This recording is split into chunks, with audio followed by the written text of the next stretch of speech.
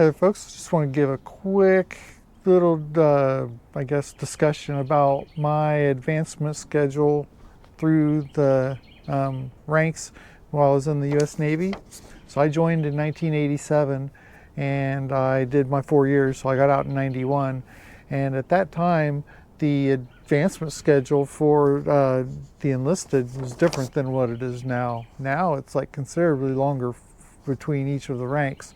So I was able to advance up to E-5 in just over 3 years.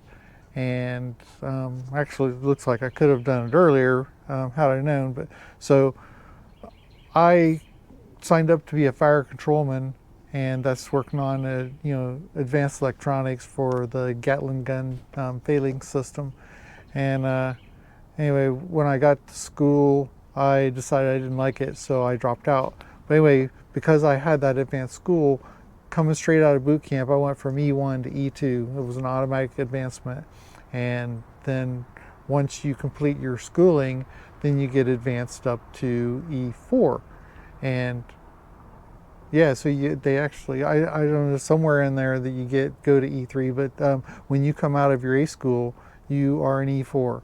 And so that had some incentive there. So there were people that was getting E4, after literally like a year or less worth of schooling, and then they were on ship and doing far better off than other people that had enlisted and had to wait those extra times. But that was the incentive because they were short on that type of personnel, so that's what they were doing. They had these incentive programs. So anyway, so coming straight out of boot camp, I was E2. Then I went to a couple of electronics courses. So I went to my A school, and that's where I dropped out. And when I dropped out, they didn't, I didn't get demoted. I was because that's my pay grade at that point was E2. I was able to keep it when I got sent to my orders to sent to the ship.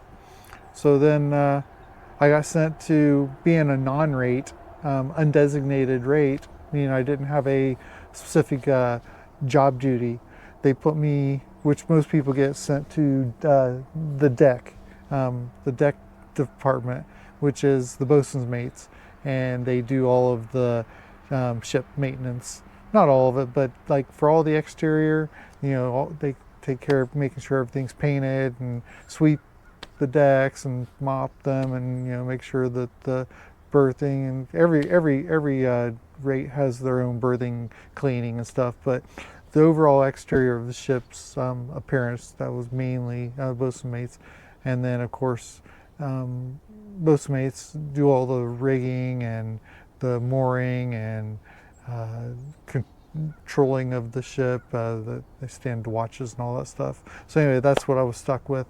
And in working in that rate, I actually enjoyed all of the work I was doing, so I decided to stay in that rate as opposed to trying to go to be a signalman or a radioman or any other rate that was available on the ship. I decided to just stick with the bosun mates. It was good, hard, honest work. So I did. I tested for going from E2 to E3 was just a 9-month waiting period, and I believe there was a little test because I know that when I got my E3, I was then designated as a bosun's mate, so I had to take a seamanship test of some sort to show that I had the knowledge of the rate. So it was just 9 months. Then from E3 to E4, at that time frame, there was only a 6-month wait, but I don't remember that because I'm pretty sure myself and then a few of my shipmates, we all, I think they made us wait a year. Which I don't know, I guess wasn't uncommon. So I waited a year to go from E3 to E4, and then going from E4 to E5, again, you have to have recommendations. You can't have anything bad on your record, and there's the 12-month waiting period for that one, and you have to go again take an exam. But I went from E4 to E5, so it was literally 3 years, 3 months, I became an E5, and then I just, went ahead and did the rest of my enlistment obligation there to complete my 4 years, and then I was honorably discharged. But yeah, funny thing, I was on X Space's couple months ago, and I was in a veteran space talking to some people, and I was telling them, you know, a little bit about me, and that I was, was an E-5 bosun mate, and that an Army guy had popped in. He's a younger guy, and I guess, and he didn't believe me that I had made E-5 within a 4-year period, and he didn't give me an opportunity to even explain anything. He just was, because he knew of being in the Army. I guess in the different branches, they all don't have the same advancement schedules. So that's one thing. He was ignorant to the situation, but because he knew his advancement opportunities weren't the same.